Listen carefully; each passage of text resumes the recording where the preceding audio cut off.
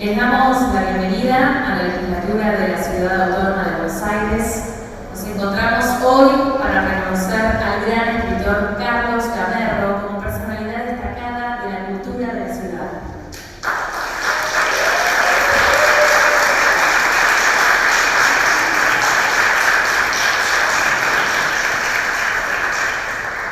Agradecemos a las autoridades presentes, a Claudia Neira, Alejandro Grillo, y a todo el público presente hoy aquí. Carlos Gamerro nació en 1962, es escritor, traductor y crítico literario. Es licenciado en Letras por la Universidad de Buenos Aires, donde también ejerció como docente hasta el año 2002. Su primera obra, Las Islas, fue publicada en 1998.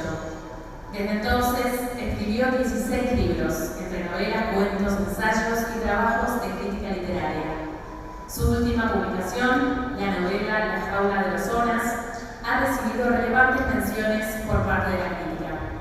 También ha traducido a importantes autores del idioma inglés, entre los que se destacan William Shakespeare, Harold Bloom y Graham Greene. Es uno de los escritores y ensayistas más reconocidos de nuestra ciudad, valorado en el mundo por la traducción de su obra a diversos idiomas. Sus aportes críticos sobre la literatura nacional e internacional le han valido el reconocimiento de sus pares como una voz indispensable para la cultura contemporánea. A continuación, invitamos al legislador Juan Manuel Valdés a dirigirnos unas palabras. Buenas tardes a todos y a todas. Muchas gracias por estar acá. Muchas gracias, Carlos, por haber aceptado esta distinción. Muchas gracias, Laura, también por acompañarnos hoy.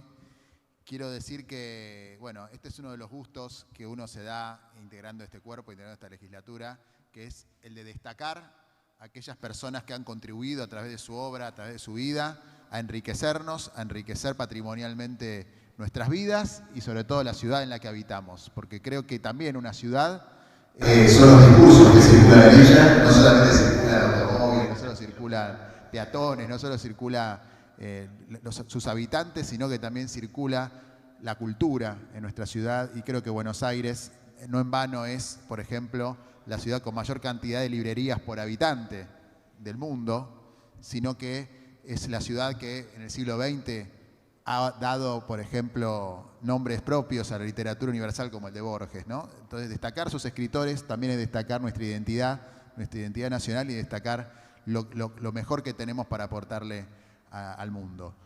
Quiero decir que Carlos es una de las voces indispensables de la literatura argentina en los últimos 20 años, no solamente por su producción literaria, sino también por su producción crítica. Alguien a quien me he tocado leer en su doble condición, como alumno de la carrera de letras, como licenciado de la carrera que soy, lo he transitado en su doble faceta, en su faceta de escritor y en su faceta de crítico. De hecho, en las conversaciones que tuvimos previos a este evento, él me confesó que es uno de los autores del plan de estudios de la facultad, del plan de estudio de la carrera de letras, así que no solamente ha formado lectores, sino que ha formado críticos y que nos ha dado una manera de entender y de leer la cultura en la Argentina que ha impregnado y que ha formado profesionales e intelectuales en los últimos 40 años. Así que creo que su obra es particularmente relevante porque se mete en cuestiones nodales de nuestra historia.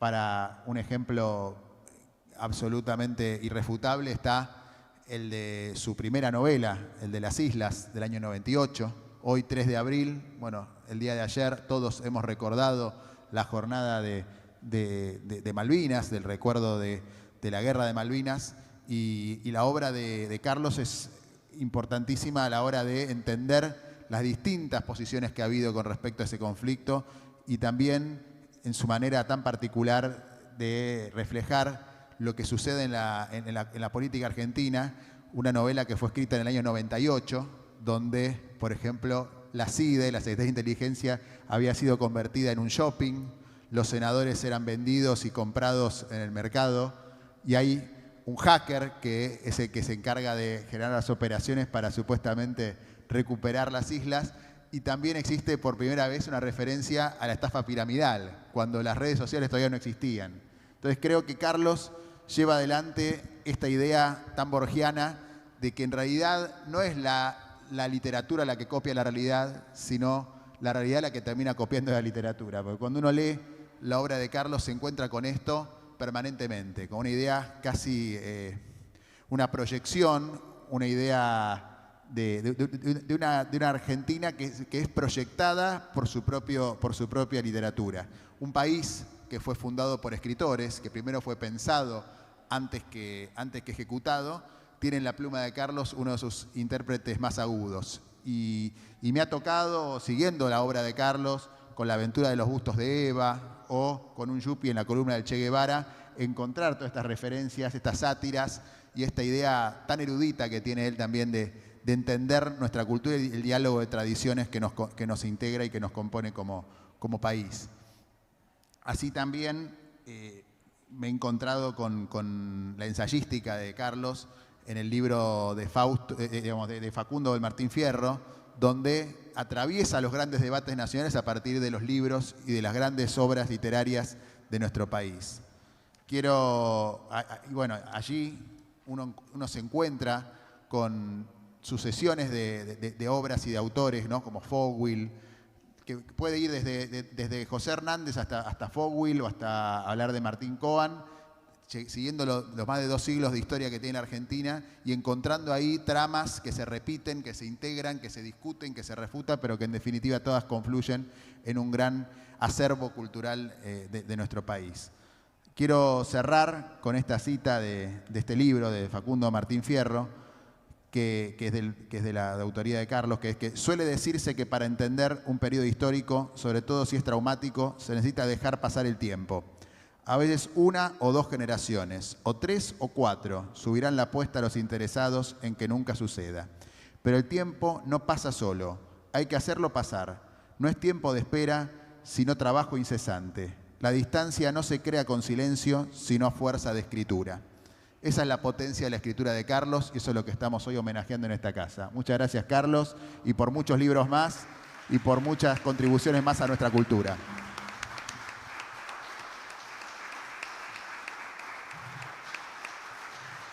Muchas gracias, diputado Juan Manuel Valdés. Ahora invitamos a Laura de Estefanis, licenciada en Letras por la Universidad de Buenos Aires, doctora en Filología Hispánica por la Universidad de Granada y autora del libro Filiación e Inherencia, el trabajo sobre la identidad en la narrativa de Carlos Gamerro, a dirigirnos unas palabras. Buenas tardes. Bueno, gracias por permitirme compartirles algo de lo que significa este reconocimiento para una lectora que tuvo la suerte de encontrarse pronto con la escritura de Carlos Gamerro. Hay ficciones que nos alojan y nos habitan, en esa doble función que cumplen el pensamiento, la creación y el diálogo que se ejerce entre escrituras y lecturas. Leí Las Islas, su primera novela, a poco de egresar del secundario, en un fin de siglo con demasiada rabia y mucho vértigo cada vez que nos asomábamos al pasado reciente, tratando de entender coordenadas ante el estupor de lo inconcebible. Un tornado nos había extraviado ahí, año 98, a punto de devenir 2001, cuando conocí a Felipe Félix, Fefe, alter ego de toda una generación, vox populi entre lectores de las ligas inferiores y protagonista de una ópera prima que es una novela larga, esa rareza entre las letras argentinas. La baldosa amarilla que inició el camino de regreso hacia algo que pudiéramos llamar hogar fue aquella buscada pieza de la colección Cuaderno de Extramuros de Editorial Simurg con la que me encontré una tarde por el barrio de Almagro. Entonces Las Islas desplegó un mapa insólito donde pudimos reconocer la dictadura como territorio y sustrato, lugar confuso para la pertenencia que se nos inculcaba, difícil de abrazar como propio. Daba miedo, las balas nos habían pasado pocos años del cuerpo. Éramos el relevo de los fantasmas que habían ocupado los mismos bancos de escuela a nada de aquel presente. Y se nos decía que había que leer a los clásicos, pero teníamos necesidad y urgencia de esos diálogos entre Fefe y Gloria, nuestros contemporáneos. La dilatada experiencia de sus 30 veteranos años traía el relato de 2 sobrevivientes que habían atravesado la noche del filicidio. ¿En qué andarán? Yo los extraño siempre. Cada día me pregunto qué hacen si Tamerlán llega a la presidencia del país. La narrativa de Carlos Gamerro tuvo un comienzo a gran escala que nos permitió poner toda herencia en cuestión. Hay una flor de cardo señera, como la flor de Coleridge, que el sueño del señor juez deja en mano del pionero Pedernera. Es la prueba de que hubo un pueblo, este del que formamos parte, que no consintió el arrebato, ni entonces en la etapa constituyente, ni un siglo después, pese al atroz escarmiento tras cada intento de modificar el orden social. Lo sabemos porque está la ficción para abrir el juego de consideraciones, El secreto y las voces, La aventura de los bustos de Eva, un yuppie en la columna del Che Guevara, y la última novela de Gamerro, La jaula de los zonas, esa belleza extraordinaria, donde no hay palabra ya, en el borramiento brutal de la cultura Selknam que habitó la isla grande de Tierra del Fuego. Una memoria especulativa nos ofrece la posibilidad de oír, en atención al misterio que oculta todo silencio, otro relato posible, dispuesto a cuidar la vida que no le pertenece. La mirada del jaguar sobrevuela ahí una historia nuestra que se nos hace ajena, nos permite dudar y reconocernos en otro origen posible, nos ofrece un orden simbólico refundante, ritual y cósmico, que es hábilmente puesto en cuestión en clave de género. Si no nos sentimos cómodos con quienes nos dicen que somos, con la historia oficial, en esa otra comunidad también podemos filiarnos. Porque esa herencia existe y ahora está escrita, está inscripta, ya es un documento de identidad. La lectura de su narrativa, estas novelas en las que apenas me detuve, y las otras, y sus cuentos, se potencia en el diálogo con sus ensayos. La escritura de sus lecturas, desde el nacimiento de la literatura argentina de otros ensayos, retoma los contrapuntos vivos de nuestra herencia cultural y los coloca bajo la luz del presente, siempre en otra vuelta de tuerca que tocan los cánones establecidos, desde Echeverría hasta Gombrowicz o Ernesto Guevara, y en esta tradición ensanchada trasluce su propia ubicación como escritor. La ineludible serie Borges, Walsh, Gamerro se nos hace del todo evidente. Sus ensayos revisan conceptualizaciones del campo del latinoamericanismo, como la del fantástico en sus ficciones barrocas, o ejercen una docencia magistral hacia otras culturas, entre las que discurre como nuestro Virgilio en su Ulises, clave de lectura, o Borges y los clásicos, a la vez que nos permite pensar la matriz colonial de nuestra literatura nacional también en otras marcas, como la de la cultura irlandesa, que articula con maestría una lengua de imperio con la metrópoli pegada a la cabeza. Gamerro nos hace sentir como en casa leyendo a Shakespeare en sus traducciones situadas, donde los prólogos están elevados al rango de la crítica. En la línea de su Facundo Martín Fierro, piensa la coyuntura a biblioteca abierta, así también en sus 7 ensayos sobre la peste. Menciono su obra, parte de su obra, porque labrar la pertenencia, filiarnos en una historia que es tantas como en cada rincón de América, hubiera sido una tarea imposible sin este diálogo extendido en el tiempo. Cada novela de Carlos es un ensayo, cada ensayo un circuito que se libera en el itinerario del canon.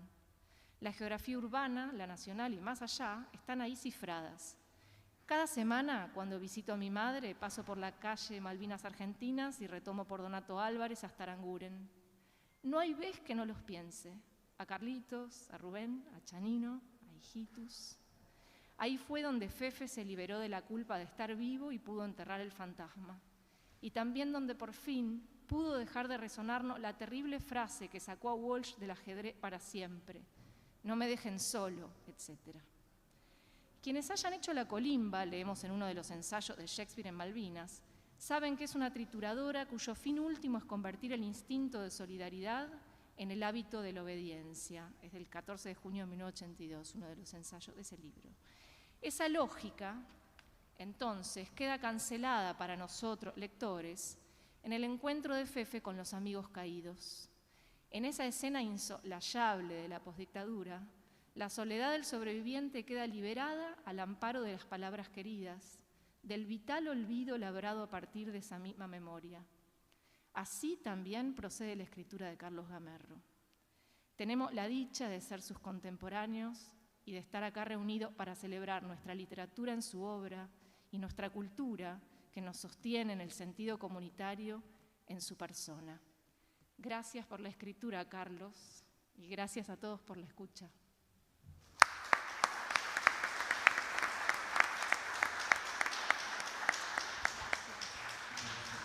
Muchas gracias, licenciada De Stephanis. A continuación, el legislador Valdés hará entrega del diploma de personalidad destacada de la cultura de la ciudad al escritor, crítico y traductor Carlos Gamerro. Declaración 704 del año 2023. Declárase personalidad destacada de la Ciudad Autónoma de Buenos Aires en el ámbito de la cultura al escritor, crítico y traductor Carlos Gamerro.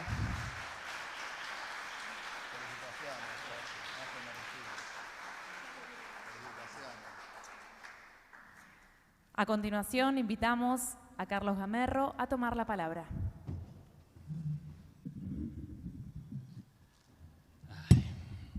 Muchas gracias, qué emoción. Como cuando estoy emocionado me trabuco, voy a leer. Quiero agradecer a la legislatura de la Ciudad de Buenos Aires por esta distinción y en particular al legislador Juan Manuel Valdés, autor de la iniciativa. Le agradezco también sus amables palabras y por supuesto agradezco las de Laura De Stephanis, que ha dedicado años de trabajo a leer y pensar sobre mi obra. Y quiero agradecer a todos ustedes, familia, a Victoria Norton, Lucero, Alma, Tomás, mi suegra Mausi, el estar aquí y el haberme acompañado todos estos años y haberme ayudado tanto. También a mis amigas, mis amigos, mis alumnas y mis alumnos y a todos ustedes por acompañarme hoy. Son tiempos difíciles para la cultura, cuando sus obras, sus sentidos y sus representantes son no ya meramente soslayados o ninguneados como en tantos gobiernos anteriores, sino abiertamente escarnecidos y hostilizados. Ninguno de los gobernantes liberales que el actual presidente evoca con distraída nostalgia manifestaron un desprecio tal por la cultura y sus manifestaciones. Todo lo contrario.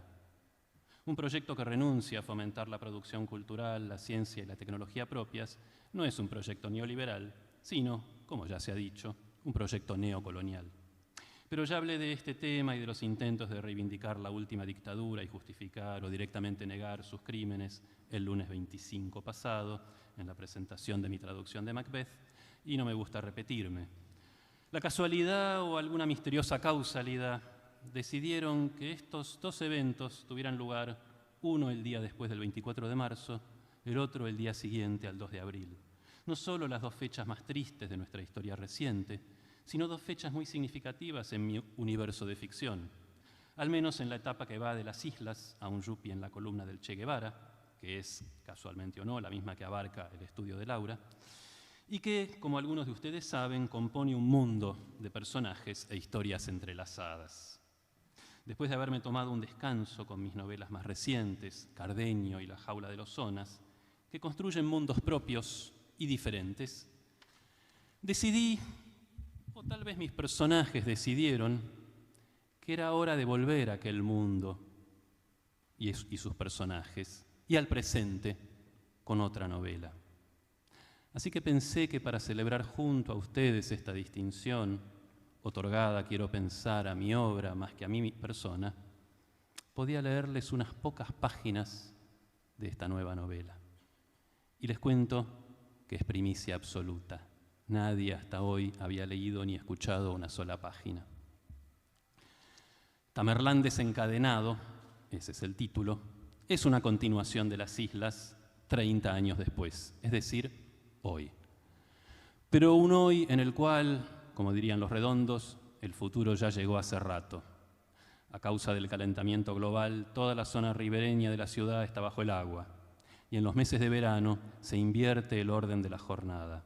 Se vive de noche y se duerme de día. En las casas refrigeradas, los pocos que pueden pagar las facturas eléctricas. En refugios térmicos, la mayoría. Las zonas tropicales y subtropicales del mundo ya no son aptas para la vida humana y sus desesperados habitantes intentan por cualquier medio emigrar hacia los países fríos o templados. En este contexto, Ernesto Marroné, protagonista de mis novelas La aventura de los bustos de Eva y un yuppie en la columna del Che Guevara, e incansable propagandista del ideario neoliberal, ha ganado las elecciones y es el nuevo presidente. Así que no fue Tamerlán, fue Marroné. El protagonista y narrador de esta nueva novela vuelve a ser, como en Las Islas, Felipe Félix, aunque en los 30 años que han pasado, aquel veterano de Malvinas y hacker marginal ha logrado crear un imperio global de tecnología informática y es uno de los hombres más ricos del país. En la escena que voy a leerles lo encontramos a bordo de una lancha que navega por lo que alguna vez fue Puerto Madero, con rumbo a la aeroisla donde se erige la nueva torre del conglomerado de empresas de la familia Tamerlán.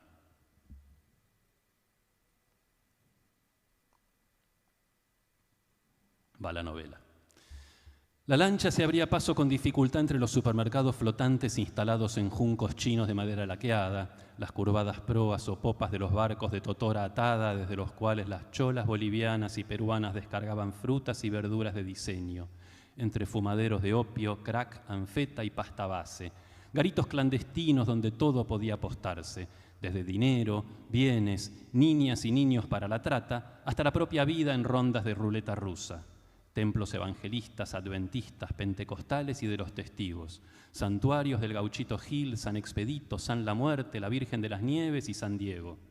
Puestos de comida de los que surgía el humo prohibido de la leña y el carbón, para la cocción de patis y anticucho, cuyes y chorizos, pollo broster y tandoori, tortas y empanadas fritas, arepas y milio verde.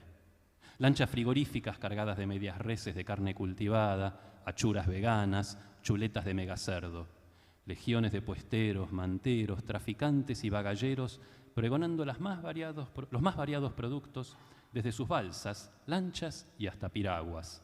Remedios sin receta, vacunas legítimas con certificados truchos y viceversa, muñecas inflables, dildos inteligentes y robots sexuales, pistolas y fusiles de asalto, órganos para el trasplante ofrecidos por sus potenciales donantes en precarias placas dibujadas a mano, un riñón que más bien parecía un fellao germinado, un par de pulmones como simétricos gorros frigios, una córnea desprendida de su ojo como con pelapapas, una columna vertebral de plástico fosforescente derramando gotas de médula, algo que parecía una rama con la corteza desprendida y era un brazo desollado, algo que parecía césped en panes y eran parches de cuero cabelludo, óvulos y úteros para tratamiento in vitro y gestación solidaria. Todo, en suma, lo que pudiera venderse y comprarse en la Argentina liberada de Marroné, abarcando la totalidad de lo concebible y aún de lo imaginable. Todavía no se había reimplantado la esclavitud, al menos no legalmente, pero ya se debatía en el Congreso una batería de proyectos para restablecer el yanaconazgo, el peonaje por deudas hereditario y otras modalidades de servidumbre forzosa, después de que la mayor parte de la legislación laboral vigente fuera barrida de sucesivos plumazos, cada uno acompañado por la frase de un diputado devenida mantra del partido: hace demasiado calor para seguir jodiendo con los derechos. Hubo muchas protestas, alguna que otra huelga, las marchas y los piquetes de siempre, pero los ánimos se fueron calmando, en parte por gratitud y en parte por saludable pánico, después que el gobierno desencadenara sus enjambres de avispas asesinas sobre las hordas de refugiados que diariamente cruzaban los ríos Paraná, Paraguay, Uruguay, Pilcomayo y hasta el Río de la Plata desde los países abrazados. Estaban programadas para atacar y eliminar a todos los que no hubieran sido previamente inoculados, categoría que terminó incluyendo, por desidia o cálculo, a miles de indocumentados que no tenían derecho a la vacuna, a varios cientos de indígenas, campesinos, hacheros y pescadores nómades que no llegaron a enterarse del tema hasta que los letales aguijones mecánicos se clavaron en sus carnes. Algunos comerciantes extranjeros, un cónsul paraguayo y un número nada despreciable de militantes antivacunas que no quisieron entender que lo que se les ofrecía no era ningún inverosímil virus o bacteria atenuados, sino una versión tecnológica de la sangre del cordero, programada para hacer que los ángeles de la muerte siguieran de largo. Aún así, ante la alternativa de morir de lenta sofocación a la orilla de los grandes ríos, muchos seguían intentando el cruce. Circulaban noticias sobre algunos que lo habían logrado, pero eran versiones propaladas en las redes y sitios de internet por los traficantes de personas para evitar que el negocio se les escurriera de las manos. La eficacia de las avispas era del 100% para los no inoculados. Las inoculaciones se vendían en el mercado negro, claro está, pero muy pocos podían costeárselas. Los que lo intentaban en lanchas abiertas o protegidas por vidrios comunes eran atacados en el medio del cruce y sus naves, devenidas féretros flotantes, derivaban río abajo hacia donde los aguardaban los botes de los caranchos, que despojaban a los cadáveres de sus pertenencias y los arrojaban al agua, salvo cuando las lanchas eran conducidas por los propios traficantes, inevitablemente inoculados, que les ahorraban el trabajo. Los refugiados que pagaban valores más altos y venían en lanchas equipadas con vidrios templados, apenas postergaban lo inevitable. Más tarde o más temprano, las avispas los encontraban y sus muertes ignoradas y dispersas alimentaban las esperanzas vanas de los que venían tras ellos. Este invento argentino había demostrado ser mucho más eficaz, y a un costo mucho menor, que los muros tradicionales de Israel y los Estados Unidos, y se estaba exportando con pingües ganancias a la mayoría de los países con problemas similares. Nos habían ofrecido el negocio en un principio, pero para desesperación de mi socio, yo me había negado de plano, advirtiéndoles que para contar con nosotros tendrían que pasar sobre mi cadáver. Hicieron 3 intentos, de hecho, pero la policía nunca logró esclarecer quiénes habían estado detrás, si los sofocados, los inundados, los neoluditas, el ejército vegano, la AFI, la misma policía o mi propio socio. Había sido la promesa de campaña que llevó a Marroné a la victoria, según la mayoría de los analistas, y la había cumplido a rajatabla. El temor nada infundado a la creciente invasión de zombis tropicales y subtropicales, la mayor migración masiva en la historia del planeta, había inclinado la balanza en todos los países aún habitables a favor de los políticos más despiadados. La estrategia, hay que admitir, había sido de una astucia verdaderamente diabólica. Nos obligaba a elegir entre la complicidad y la muerte.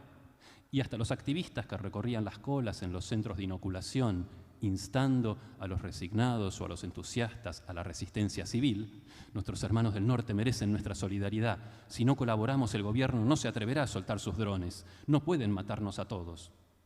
Se avinieron, cuando ya vencía el plazo, a largar las pancartas y sumarse a la fila.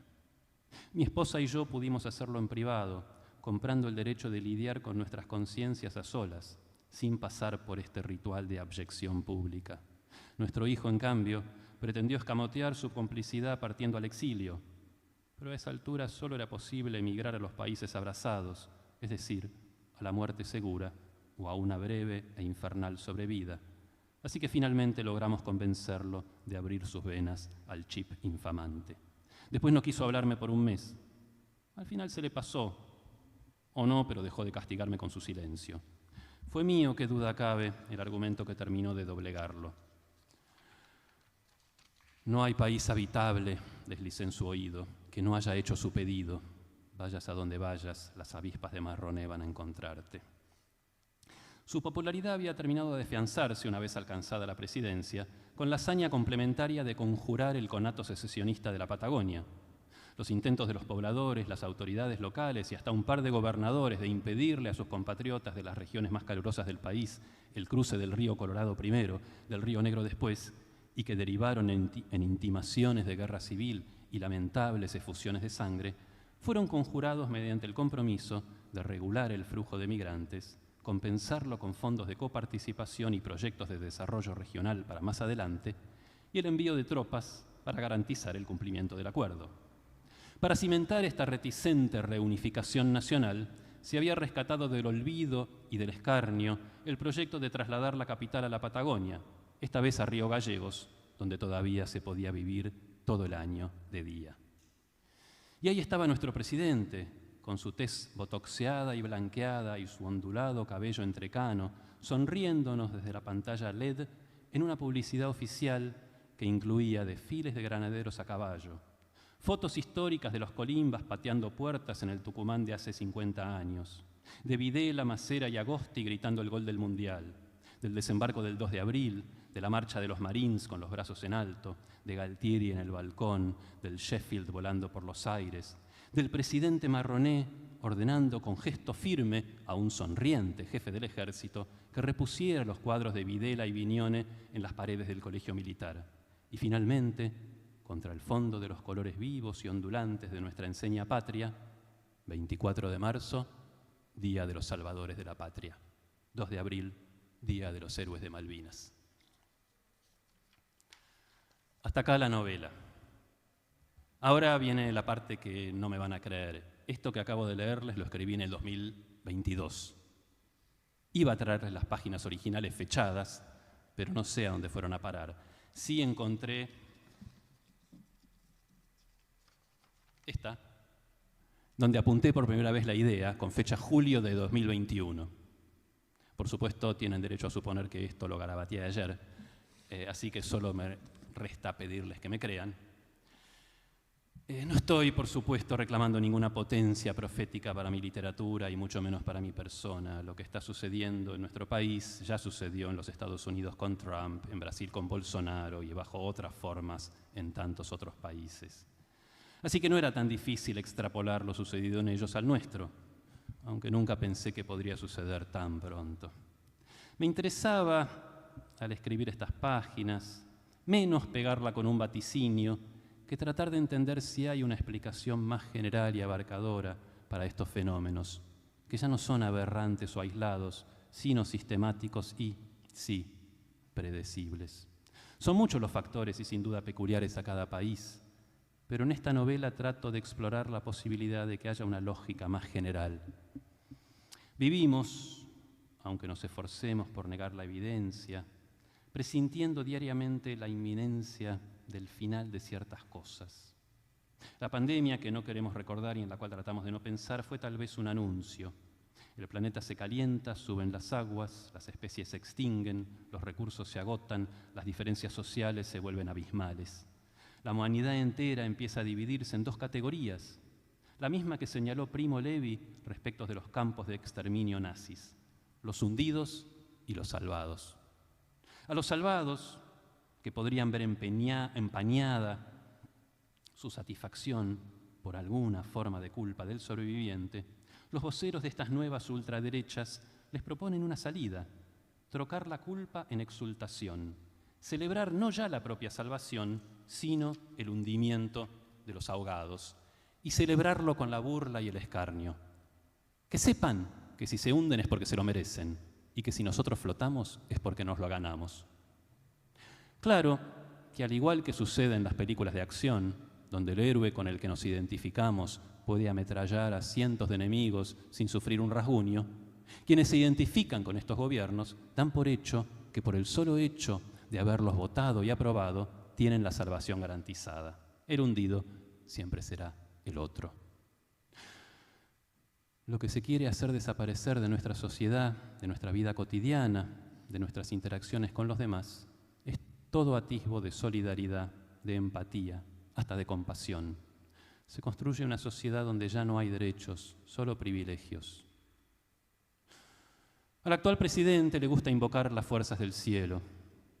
Sería bueno recordarle que de las tres virtudes teologales, a saber, fe, esperanza y caridad, la única que se practica tanto en la tierra como en el cielo es la caridad, no entendida en el sentido superficial de dar dádivas al prójimo, sino en el de sufrir con él, ponerse en su lugar, acompañarlo en su dolor, celebrar la angustia y la desesperación de los demás como un logro y un triunfo, e invitar a los que por ahora no lo sufren a festejarlo, parece un proceder más adecuado a los demonios que en el infierno se burlan de los condenados. Bajo los repetidos golpes del presente, tendemos a preocuparnos sobre todo en lo que puedan hacernos o quitarnos, pero quizá lo más preocupante sea en qué pueden llegar a convertirnos. Muchas gracias.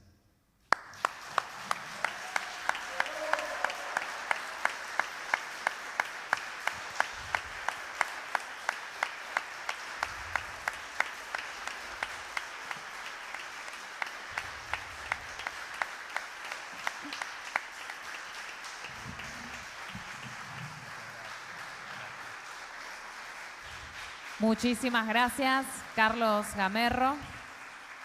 Damos ahora sí por finalizado este emotivo encuentro y agradecemos a todos y todas las y los presentes que se acercaron a participar de este reconocimiento a tan destacado escritor de nuestra ciudad.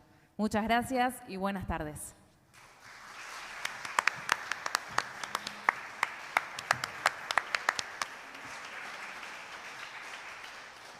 Foto acá.